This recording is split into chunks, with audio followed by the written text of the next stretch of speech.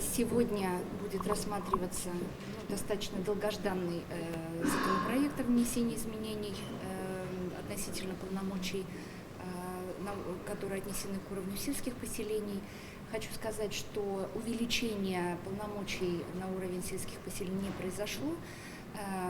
Напротив, авторами законопроекта было предложение о выведении двух полномочий из этого перечня. Первый касается вопроса ответственности уровня сельских поселений за межнациональные отношения. При рассмотрении этого вопроса мы согласились с этим, и это полномочие переведено на уровень муниципального района.